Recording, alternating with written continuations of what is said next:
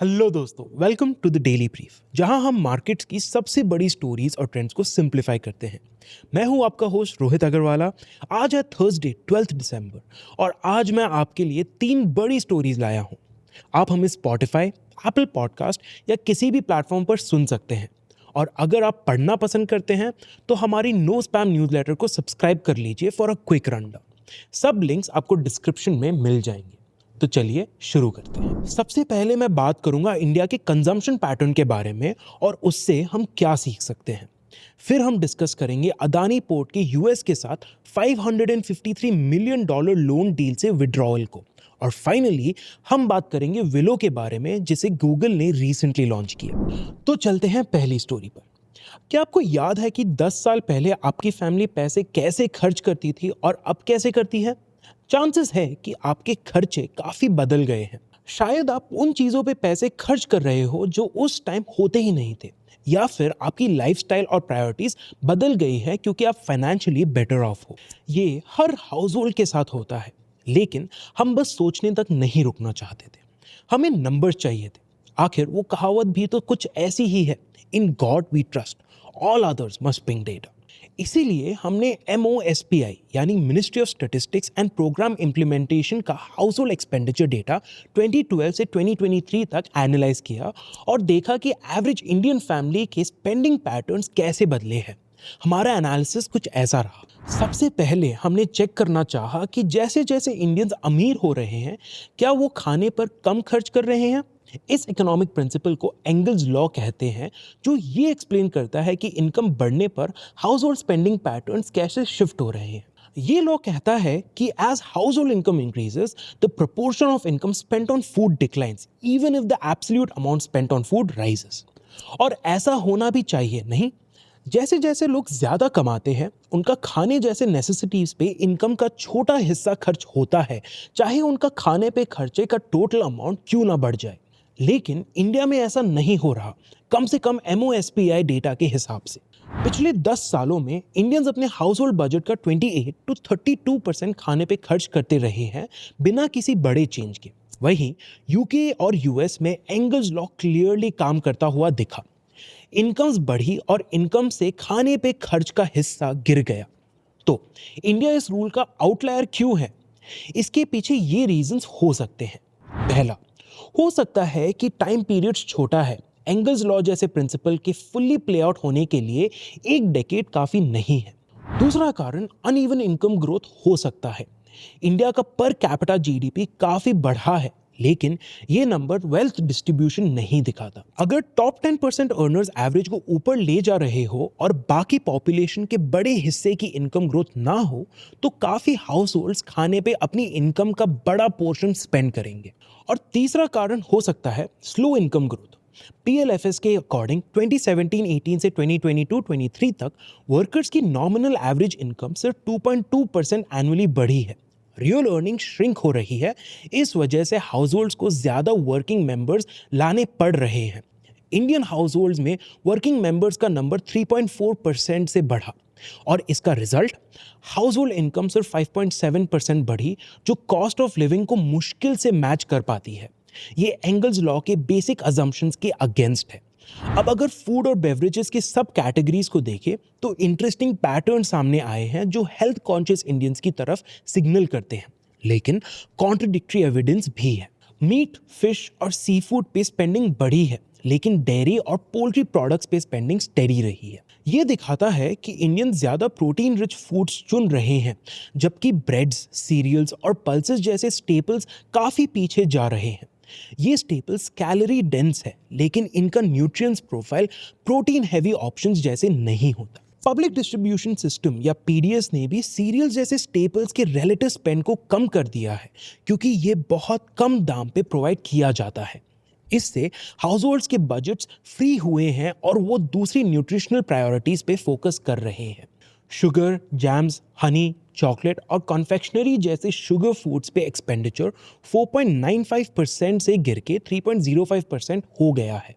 ये एक positive sign है, लेकिन ये इंडिया को डायबिटीज कैपिटल बनने से नहीं रोक पाया। एक रीज़न ये है कि ये डेटा उस प्रोसेस्ड और जंक फूड को नहीं गिनता जो हम घर के बाहर कंज्यूम करते हैं, जैसे रेस्टोरेंट्स, कैफ़ेज़ और on the go snacks. Alcohol पे स्पेंडिंग पर ईयर सिर्फ 7% बढ़ी और टोबैको पे 5.5%, जबकि ओवरऑल हाउस होल्ड एक्सपेंस 11.5% से ज़्यादा बढ़े। मतलब लोग इन इंडल्जेंसेस को पहले से कम प्रायोरिटी दे रहे हैं। लेकिन एक ट्विस्ट तब आता है जब कोविड के पहले और बाद के इम्पैक्ट को देखा जाए। पोस्ट कोविड अल्कोहल पे स्पेंडिंग बढ़ी, जबकि टोबैको ने डी ग्रोथ देखा। कोविड के टाइम पे अल्कोहल ज़्यादा सोशली एक्सेप्टेबल बन गया और होम कंजम्पशन और सोशल ड्रिंकिंग बढ़ने लगे। वहीं हेल्थ कंसर्न्स की वजह से टोबैको विलेनाइज हो गया, लेकिन एग्जैक्ट रीज़न पिन पॉइंट करना मुश्किल है। अब बात सिर्फ फूड तक नहीं रुकती, दूसरी कैटेगरीज में भी सरप्राइजिंग ट्रेंड्स देखते हैं। मैन्युफैक्चर्ड गुड्स की स्पेंडिंग कम हो रही है और सर्विसेज पे बढ़ रही है। Health care, education, transport, communication और रिक्रिएशन जैसे सर्विसेज अब हाउस होल्ड बजट्स का बड़ा चंक ले रही है, जबकि क्लोथिंग और कंज्यूमर गुड्स जैसे आइटम्स पे स्पेंडिंग कम हो रही है। और ऐसा होना सही भी है। लोग एजुकेशन और हेल्थ को अब इन्वेस्टमेंट की तरह देखते हैं और एक्सपीरियंसेस को ज़्यादा प्रायोरिटी देते हैं, बस चीज़ें खरीदने की जगह। ये एक लाइफस्टाइल शिफ्ट को रिफ्लेक्ट करता है। आइए अब कुछ माइक्रो लेवल इनसाइट्स देखते हैं। फुटवेयर में पैंडेमिक के टाइम पे डिमांड गिर गई थी और post Covid growth almost zero रही। लेकिन 2024 से फुटवेयर कंपनीज प्रीमियमाइजेशन और एथलीजर ट्रेंड्स पे फोकस कर रही हैं। इस टॉपिक को हमने टीडीबी के एक एपिसोड में पहले भी कवर किया है। केरोसिन और फायरवुड जैसे पुराने फ्यूल्स छोड़कर एलपीजी डोमिनेट कर रहा है। प्रधानमंत्री उज्ज्वला योजना जैसे इनिशिएटिव्स ने क्लीनर और एफिशिएंट कुकिंग फ्यूल्स प्रमोट किए हैं। कोविड के बाद vehicle sales all time highs पर पहुंच गई, जो लॉकडाउन के बाद पेंटअप डिमांड को दिखाता है। इंश्योरेंस पे स्पेंडिंग भी डबल रेट से ग्रो हुई है कोविड के बाद। लोग अब इसे फाइनेंशियल सिक्योरिटी और प्रोटेक्शन के लिए एसेंशियल समझने लगे हैं, जो पहले सिर्फ टैक्स सेविंग टूल या सूडो इन्वेस्टमेंट व्हीकल माना जाता था। अब एक बात ध्यान में रखनी होगी, एमओएसआईपी डेटा के ऑब्जर्वेशंस और हाउस होल्ड कंजम्पशन एक्सपेंडिचर सर्वे यानी HCES की फाइंडिंग्स अलग हो सकती है। जी हाँ, वही HCES जिसकी फाइंडिंग्स ने सितंबर में हेडलाइंस बनाई थी। पर इन डिफरेंसेस का कारण क्या है? ये डिफरेंसेस डेफिनेशंस, मेथोडोलॉजीज या कंसेप्चुअल अप्रोचेस की वजह से हो सकते हैं। HCES ने 2.5 लाख हाउस होल्ड्स का सर्वे किया था, जबकि आरबीआई का डेटा नेशनल अकाउंटिंग स्टैटिस्टिक्स 2024 के मॉडल्ड और एस्टिमेटेड नंबर्स के लिए लगाया था। तो नेचुरली डिफरेंसेस तो होंगे ही। और ये रहा कंज्यूमर स्पेंडिंग का बिग पिक्चर। लेकिन आपका क्या कहना है? क्या आपने अपने स्पेंडिंग हैबिट्स में कोई चेंजेस नोटिस किए हैं? क्या आप भी एक्सपीरियंस पे ज़्यादा खर्च कर रहे हैं या एसेंशियल्स पे कम कर रहे हैं? कमेंट सेक्शन में हमें ज़रूर बताएं। अब चलते हैं दूसरे स्टोरी पर। अदानी ग्रुप ने डिसाइड किया है कि वो US international development finance corporation या डीएफसी के डील से बैकआउट करेंगे। ये एक लोन डील था जिससे अदानी ग्रुप को डीएफसी से 4.64 थाउजेंड करोड़ रुपीस मिलने वाले थे। ये पैसे अदानी को श्रीलंका के CWIT यानी कोलंबो वेस्ट इंटरनेशनल टर्मिनल बनाने में मदद करने के लिए दिया जा रहा था। ये प्रोजेक्ट चाइना के इंडियन ओशन में बढ़ते इन्फ्लुएंस को काउंटर करने के लिए एक बड़ा स्टेप माना जा रहा था। अब अदानी ने कहा है कि वो ये प्रोजेक्ट अपने पैसों से खुद फाइनेंस करेंगे, बिना यूएस लोन लिए। ये डिसीजन तब लिया गया जब ग्रुप के founder Gautam Adani bribery allegations face कर रहे हैं यूएस में। इस वजह से कंपनी के इंटरनेशनल प्रोजेक्ट्स को लेके काफ़ी अनसर्टेनिटी हो गई है। अब थोड़ा कॉन्टेक्स्ट दे देते हैं कि ये पोर्ट डील इतनी इंपॉर्टेंट क्यों थी। कोलंबो पोर्ट इंडियन ओशन का बिजिएस्ट पोर्ट्स में से एक है। कुछ एस्टिमेट्स के हिसाब से ये इंडिया का 45% ट्रांसशिपमेंट कार्गो हैंडल करता है। सिंपल शब्दों में ट्रांसशिपमेंट का मतलब ये है कि बड़े container ships deep water ports जैसे कोलंबो में अपना कार्गो ऑफलोड करते हैं। वहाँ से छोटी शिप्स उन गुड्स को डिस्ट्रीब्यूट करती हैं उन पोर्ट्स तक जो इन बड़े वेसल्स को अकोमोडेट नहीं कर सकती। कोलंबो की डीप वाटर कैपेसिटी उसे इस प्रोसेस के लिए परफेक्ट बनाती है, स्पेशली क्योंकि काफ़ी इंडियन पोर्ट्स इन बड़े शिप्स को हैंडल नहीं कर पाती। CWIT प्रोजेक्ट एक जॉइंट वेंचर के थ्रू लीड किया जा रहा है, जिसमें अदानी पोर्ट का 51% स्टेक है। बाकी का 49% श्रीलंका के सबसे बड़े कंग्लोमरेट में से एक जॉइंट केल्स होल्डिंग और श्रीलंका पोर्ट्स अथॉरिटीज़ के बीच स्प्लिट है। इस प्रोजेक्ट के लिए पहले यूएस ने 4.64 थाउजेंड करोड़ रुपीस का इन्वेस्टमेंट ऑफर किया था। ये एशिया में यूएस का सबसे बड़ा इंफ्रास्ट्रक्चर इन्वेस्टमेंट होता। ये एक ब्रॉडर स्ट्रैटेजी का पार्ट था चाइना के रीजनल इन्फ्लुएंस को कम करने के लिए, क्योंकि चाइना के पास श्रीलंका के दूसरे पोर्ट जैसे हम्बनटोटा में ऑलरेडी सिग्निफिकेंट स्टेक्स हैं। लेकिन ये डील्स कोलैप्स कर गई, मेनली अदानी के अगेंस्ट लगाई गई एलिगेशंस की वजह से। नवंबर में गौतम अदानी और उनके टॉप एग्जीक्यूटिव्स पे इंडिया में सोलर कॉन्ट्रैक्ट्स पाने के लिए 2.1 थाउजेंड करोड़ रुपीस के ब्राइब्स देने का इल्जाम लगा था। ये एलिगेशंस डायरेक्टली कोलंबो प्रोजेक्ट से रिलेटेड नहीं थे, लेकिन इसने यूएस गवर्नमेंट को कॉशियस बना दिया। डीएफसी ने कहा कि वो प्रोजेक्ट को रिव्यू कर रहे हैं और अभी तक लोन फाइनलाइज नहीं हुआ है, लेकिन पूरा प्रोसेस स्लो हो गया है। यूएस का इस डील से निकलना कुछ सवाल उठाता है। ये लोन सिर्फ पैसों की बात नहीं थी, ये इस बात का सिग्नल था कि यूएस चाइना की इन्फ्लुएंस को कम करने के लिए सपोर्ट देने को तैयार है। लेकिन अब जब यूएस का बैकिंग नहीं है तो प्रोजेक्ट की जियोपॉलिटिकल सिग्निफिकेंस भी कम हो जाती है। ये कहानी सिर्फ एक पोर्ट की नहीं है, ये डिसाइड करेगा कि इंडियन ओशन में कौन से देश का कंट्रोल होगा। अब चलते हैं आज की आखिरी स्टोरी पर।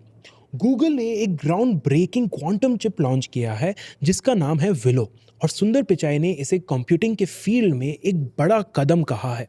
उन्होंने कहा, Willow is paving the way for solving humanity's toughest challenges by harnessing the power of quantum mechanics. अब ये सुनने में तो इम्प्रेसिव लगता है, लेकिन ऑनेस्टली मुझे समझ नहीं आया कि ये एक्चुअली करता क्या है।